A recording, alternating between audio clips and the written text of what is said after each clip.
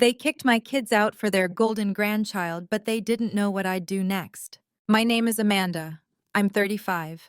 And when I say I learned to live small, I mean I learned to breathe between other people's needs, tucking my hunger into the corners of a house that wasn't mine, folding my dreams into the linen closet I shared with my 10-year-old twins, Jack and Emma.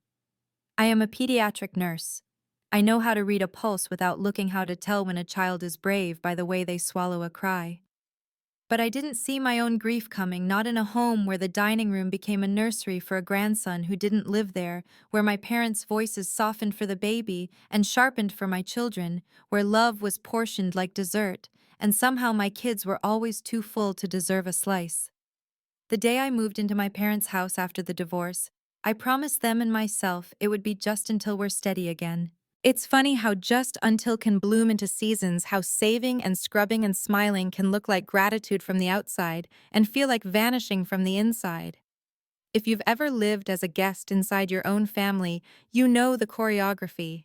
You learn which cupboard doors squeak and which topics draw blood. You keep voices low, toys contained meals, quick hopes quiet.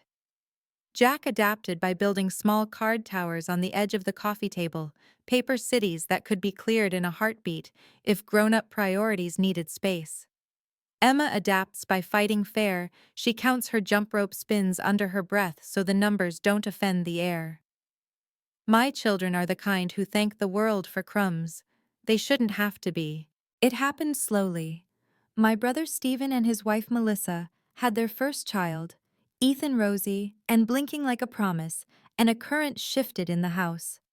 The formal dining room turned into a showroom nursery bassinet in cream, a baby monitor with night vision, a stroller that looked like a car commercial. They brought him over often, though they lived across town in a 4-bedroom with a yard that smiled. My mother started canceling school pickups for Jack and Emma if Melissa texted the word help. Babies need more attention, she would say, as if the sentence itself were a moral law. At first I nodded. I am a nurse. I know babies need more attention. I just didn't know it meant my children would be asked to need less. The favoritism was a series of paper cuts Christmas where the price tags laughed, the refrigerator demoting my kids' art to make room for Ethan's daycare calendar. The way my father's patience had an on-off switch depending on whose last name would carry the next branch of the family tree. Still, I told myself the story that keeps so many women still. This is temporary. I worked extra shifts, sketched a savings chart on the bathroom wall, circled a date in my head when a 2-bedroom with light would hold our mornings. I kept my head down because sometimes survival is a bowed posture. Then the day came when survival required standing. It was a Tuesday, and the pediatric floor was a flood of admissions. My phone buzzed through my scrub pocket with messages from my kids that made my chest tighten. Grandpa and Uncle Stephen are moving our stuff. Grandma says we have to move to the basement. It's cold, and there are spiders. I borrowed minutes I didn't have to hand off patients, drove home syringed with panic, and walked into the kind of quiet that means people have made decisions without you. Jack and Emma sat together on the couch, their faces blotched with the kind of trying not to cry that always breaks me. My mother and Melissa were in the kitchen with tea, like grief wasn't pacing the hallway dragging little backpacks. They'd moved my children to the basement. The unfinished damp mold in one corner basement. It's logical, my mother said when I found my voice. The baby needs the space upstairs. My father added something about carpet scraps and extra lights, as if inadequate exits and cold concrete could be dressed into safety with a lamp. Jack has asthma. I said the word steady because nurses learn to make truth a calm instrument. Stephen rolled his eyes and said, "Kids are resilient," which is the anthem of people asking children to absorb adult selfishness. There's a feeling I remember from Code Blues, how the room snaps into clarity when the heart monitor speaks the language of emergency. That feeling came over me then, but this time the patient was our life. My children's eyes were the EKG. The house had gone arrhythmic. I looked at my son's clenched hands, my daughter's brave chin, and something inside me clicked into a clean, bright line. I didn't raise my voice. I didn't beg. I walked to the living room, knelt between my kids, and said, "Pack your bags." 3 words like a doorway swinging open. 3 words I wish I'd said to myself years earlier. The adults gathered like a tribunal, threats of lost welcome, accusations about ingratitude, the old chorus about family and sacrifice. But I am done sacrificing children to the altar of golden grandchildren. I am done calling unfairness help. I told them I had a lease starting next week. I told them we would stay with a friend until then. I told them the truth they did not believe about me because they never had to. I have been saving. I have been planning. I will not let my children sleep in a basement to preserve anyone's illusion of who deserves the rooms with light. We carried out what mattered that night. Clarinet, sketchbook, dragon plush, worn to wisdom. The clothes that feel like home when everything else doesn't. My mother stood on the porch and said I was overreacting. I told her I would return for the rest tomorrow. She asked where we would go. I said, somewhere we can breathe. It felt like the first real inhale I'd had in months. At Nancy's, my coworker with the softest kind of strength, the guest room smelled like lavender and permission. She had ice cream waiting, a movie queued, and the kind of quiet that heals. I lay between my sleeping twins and stared at the ceiling, grief and relief braided in my chest. Sometimes the bravest thing isn't staying to prove you can endure. Sometimes the bravest thing is leaving before endurance turns you into a ghost your children will try to love. At dawn, the house at Nancy's was quiet in the way hospitals never are. I woke to the soft wheeze of the humidifier she'd set by Jack's side, the faint lavender that clung to the quilt, the heavy sleep of children who finally believed the night wouldn't move them. I lay there scraping the residue of yesterday off my heart, counting the places I still felt small. Then I slid out of bed, wrote notes for the twins' lunchboxes. You are not hard to love. Love is not a room we have to earn, and pressed them under the apple slices. After school drop-off, I sat in my car and made a list on the back of a discharge summary, because that's what nurses do when panic tries to make the world a blur, housing, lawyer, documentation, therapy, referrals, boundaries. It wasn't revenge I wanted. It was a spine that didn't have to harden just to stand.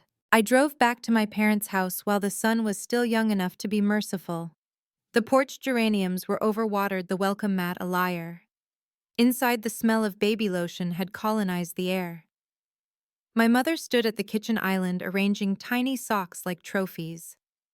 You've made a scene, she said, as if my children's lungs were a theatrical choice. Stephen arrived with that swagger men use when they've never been told they're wrong. Melissa balancing a bottle warmer like a crown. I didn't raise my voice. I lifted my phone and began to photograph the basement, black blooms on cinder block, a single space heater blinking its small red eye, an egress window so high a child would have to levitate to reach it. For what my father demanded materializing from his office like a verdict. For memory, I said, because you seem to be losing yours. When I opened the storage closet to collect our boxes, a shoebox tumbled down and split at my feet. Out slid a stack of envelopes with my grandmother's handwriting, the slant I had traced as a child, while she taught me to make dumplings and tell the truth. Tucked between birthday cards was a bank passbook with my name penciled on the inside cover, and beneath that 2 more, one with Jack's name, one with Emma's. College funds started the year they were born, deposits regular as Sundays. The last entries were 3 years ago, withdrawals in my mother's tidy signature. My stomach dropped like an elevator. What is this? I asked, though the answer was already tinting the air a dangerous color. My mother smoothed a sock. We needed help with the renovation, she said. We'll replace it. But the nursery upstairs had a chandelier, the basement had mold. My hands trembled in that contained way they do during a pediatric code fear corralled into function. Replace it with what I said. Silence, pride, the lie that love makes when it wants to keep its comfort. I left before grief turned me cruel. At the bank, the teller's kindness was a gentle bandage. She called the manager. The manager called legal. Legal explained that OTMA funds were to be used for the benefit of the named child.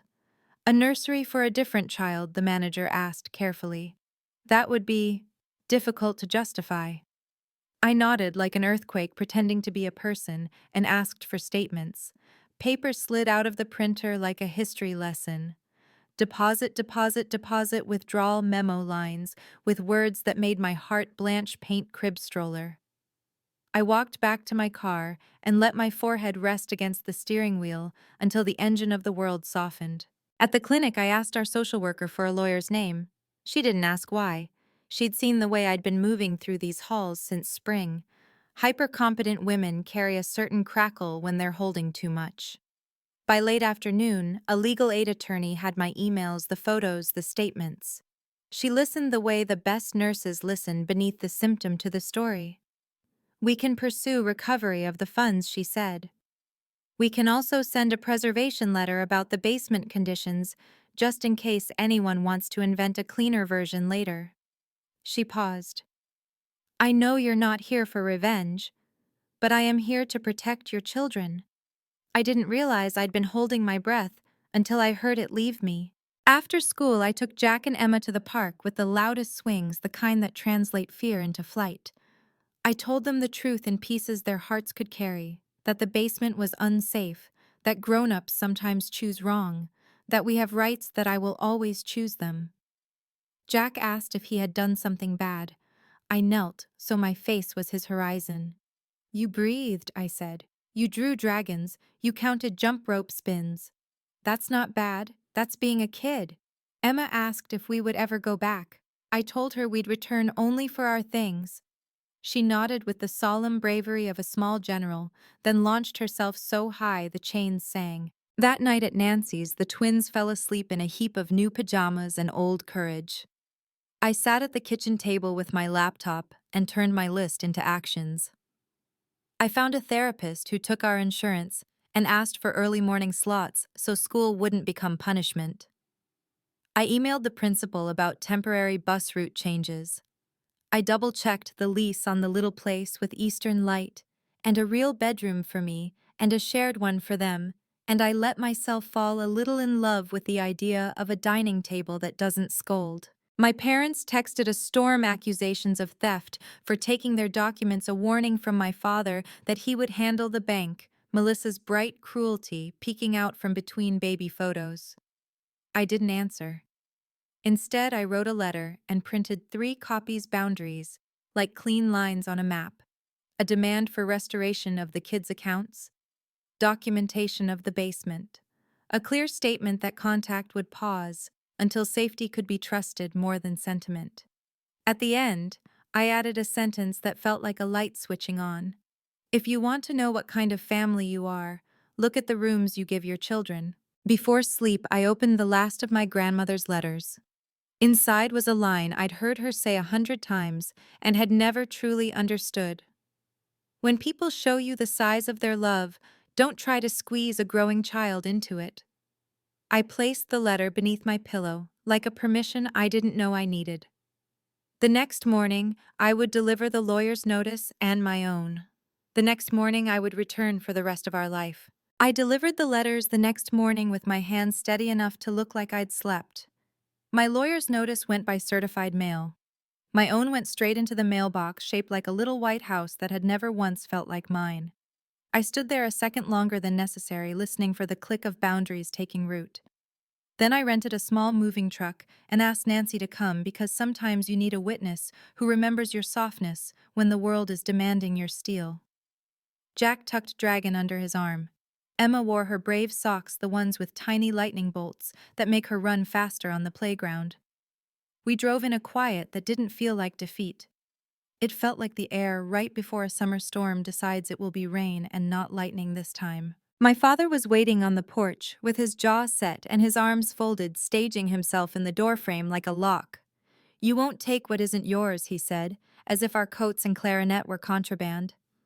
I showed him the list of belongings. I showed him the police non-emergency number already typed into my phone. I showed him the calm I reserve for parents who are terrified and covering it with anger. He moved aside, but not in surrender, more like a man convinced the house itself would do the pushing for him. We worked quickly. Nancy packed the kids' books with that particular tenderness she uses for IV lines and hard conversations. I carried up the last of the boxes from the basement so my children wouldn't have to descend those steps again. The air down there was colder than truth. When I reached for a box on the top shelf of the storage closet, my fingers brushed the edge of old wood and met a small piece of tape where tape didn't belong. I peeled it back. A brass key fell into my palm, light as a secret. There was writing on the tape in my grandmother's slanted hand, "When love forgets its job." I felt the floor tilt. I climbed the attic ladder I hadn't climbed since I was 10, and we were measuring our heights against beams that smelled like dust and summer. The attic air was sharp with cedar. In the far corner, tucked beneath a quilt that remembered weddings and winters, sat my grandmother's cedar chest. Inside, recipes in her voice, photographs that looked like rumors of my face, a tin of buttons that sounded like rain when I lifted it. Beneath those, a manila envelope with my name written, as if she were still here to call me to the table. A notarized letter. A copy of a trust I had never known existed. My grandmother had set up something she called the Hearth Fund after my grandfather died, and she had deeded a share of the house into it with a clause so simple it might have seemed naive to anyone who didn't understand the shapes love takes when it wants to keep children safe. This home is for shelter. If ever the adults of this house deny shelter to any heart child in need, while granting it to another, the trusteeship transfers to my granddaughter Amanda to ensure equal provision for all grandchildren. The language smelled like cinnamon and stubbornness. There was a dated addendum in her smaller, shakier script: "Love is not a ladder. If they make it one, hold the ladder steady or take it away." My hands shook for the first time since the basement. I took photos. I called my lawyer from the attic stairs, while my heart counted out a rhythm I recognized from Code Blue: fast, but purposeful. She read the images while I watched dust float in a shaft of light. "Amanda," she said finally, the shape of wonder in her voice. "This changes almost everything. It's enforceable. It won't be pretty, but it's real. If they've violated the condition, and from your documentation they have, you can assume trusteeship. You won't be taking their house. You'll be enforcing your grandmother's terms for the sake of the children. All the children." I came down the ladder into a family meeting I had not convened. My mother had already found Nancy in the hall and was telling her that nurses shouldn't meddle in family matters. Stephen was in the living room declaring loudly that golden child was a phrase invented by bitter people who never got their lives together. Ethan slept upstairs under a chandelier. Jack and Emma stood by the front door, the bright of their eyes dimmed by waiting. I held the envelope like a fragile bone and said my grandmother's name. The room paused because the dead still have authority in houses like this. I laid the trust on the table where we had eaten every holiday. I watched my mother's face go through disbelief, then fury, then something thinner and more familiar, fear-wearing perfume. "This is manipulation," my father said before he'd finished reading the first paragraph. I thought of the basement's egress window, so high a child could never reach. "No," I said quietly enough that my children wouldn't flinch. "This is a promise she made to the kids. All of them." Stephen laughed with his mouth and not his eyes. "You want our house." I looked at the twins. "I want a world where Dragon belongs upstairs." We loaded the last boxes. My mother followed me onto the porch. "You'd do this to your own family?" she asked, and I heard the old hymn of guilt trying to find my throat. I placed my palm on the railing my grandfather had sanded and said the truest sentence I had: "I'm doing this for our family, for the part of it that can still be honest." She opened her mouth, shut it, and for a flicker of a second, I saw the girl she had been trying to please, a man who believed daughters were decorative. My lawyer filed the trusteeship petition that afternoon, along with a demand letter regarding the children's funds. She also emailed a preservation notice about the basement conditions to my parents, and because she is both kind and strategic, attached the line from my grandmother's addendum about ladders. The hearing date came back faster than I expected. In the evenings, I rehearsed what I would say the way I rehearse patient updates: facts first, then meaning. I lay between my sleeping children and whispered the words until they sounded like a lullaby. Shelter is a duty, not a gift. 2 days before the hearing, a bouquet arrived at Nancy's with no card. Lilies, which my grandmother loved because they insist on being the brightest thing in a room. Tucked between the stems was a church program. From 9 years ago, the date circled in blue ink. On the back, in the same hand as the key. If you are reading this, it means I've had to pick the girl I believe will remember what houses are for. I pressed the paper to my chest and let myself cry the way I only allow in empty rooms. Not for revenge, for the audacity of a woman who had trusted me to be bigger than the smallness I was born into. On the morning of the hearing, Jack laced his sneakers like a ritual. Emma chose the lightning socks, and we walked to the bus stop under a sky that looked like it was remembering how to be blue. I kissed their heads, watched the doors fold shut, and felt something in me align. I wasn't walking into court to win a fight. I was walking in to keep a promise made before I was old enough to read it. The courtroom smelled like paper and old wood, the kind of place where words put on suits and call themselves facts. I sat beside my lawyer with my palms pressed on my knees, steadying the same way I do before telling a parent a hard truth. Across the aisle, my parents looked carved from the furniture, my father, rigid, my mother, immaculate in a dress that had never met a stain, Stephen whispering to Melissa, as if volume could turn a story into a verdict. The judge listened without blinking while my lawyer laid the pieces down, one by one, photos of the black blooms on the basement wall. The measurements of an egress window a child could not reach. The bank statements that translated nursery upgrades into withdrawals from accounts with my children's names written across the top like promises. When she placed my grandmother's trust on the table, the room changed temperature.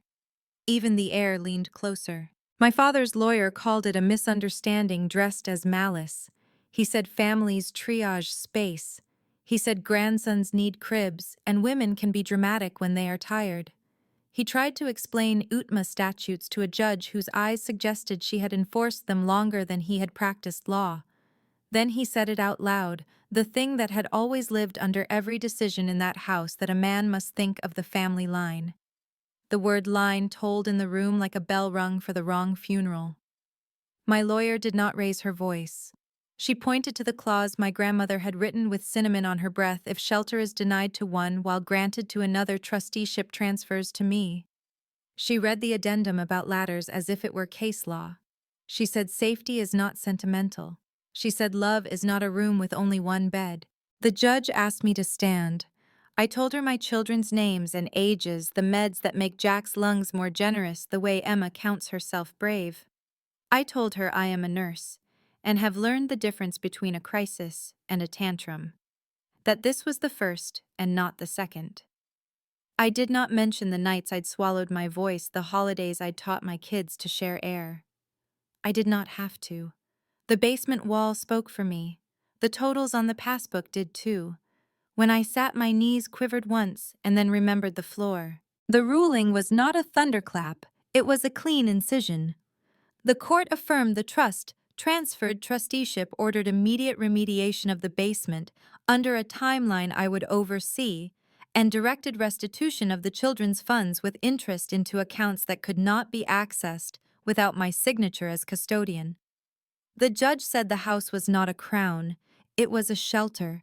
She said the word shelter the way my grandmother would have, like a commandment that predated any of us. She did not look at my father when she said it, and somehow that was worse.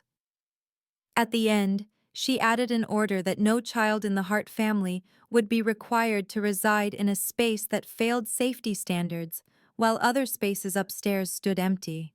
It was not punishment, it was a boundary written in ink thicker than blood. Outside the courthouse, the sky couldn't decide between sun and rain. My father brushed past me as if I were a stranger blocking his sidewalk. Stephen muttered something about stealing.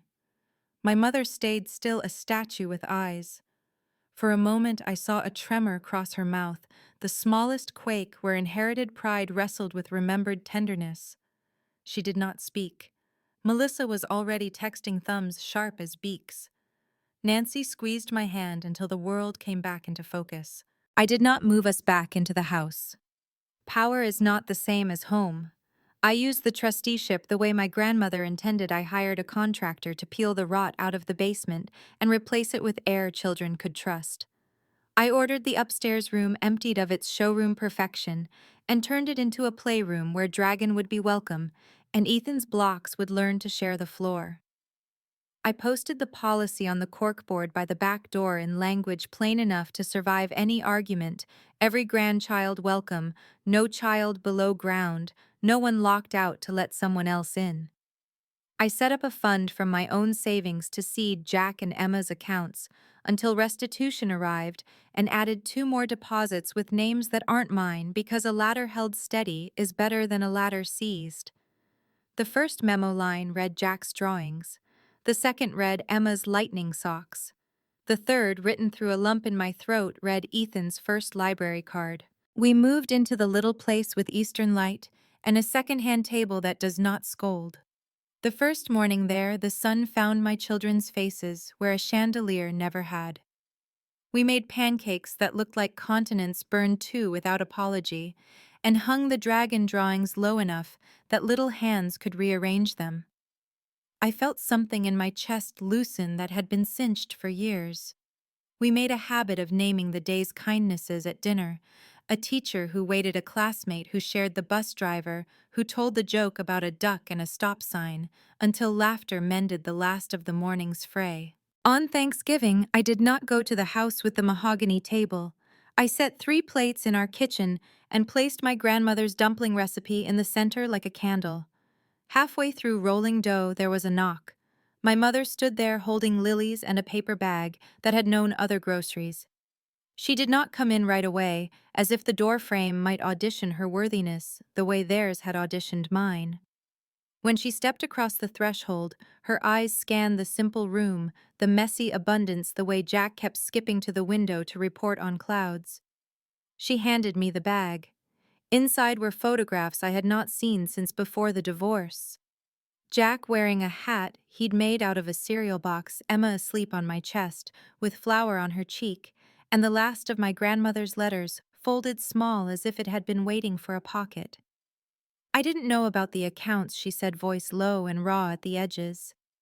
I should have known. I should have asked why I didn't. It wasn't an apology with trumpets. It was a beginning where endings had been rehearsed. I do not hold out my hands for what she cannot carry yet. I lay another plate on the table. We eat dumplings that stick together in the pot because we are still learning to give each other space without tearing. When she leaves, she pauses at the door and looks at Emma's socks and Jack's dragon and whispers almost to herself, "Houses are for shelter." I nod because sometimes love has to practice the right sentence before it can live it. If you are listening because someone taught you to live small in rooms where you were meant to grow, hear me. Boundaries are a kind of love that begins with yourself. Shelter is not a privilege granted by the loudest person at the table. It is a right that you are allowed to claim and to guard. My grandmother knew it. I am learning it. My children sleep upstairs now, and when the night shifts, the house does not. Thank you for staying with me through this. If my story helped you find your own voice or reminded you that your children deserve upstairs, please like, share, and subscribe. And tell me in the comments how you're building a home that keeps its promises. I read every word because words can become walls or windows, and I want ours to be windows.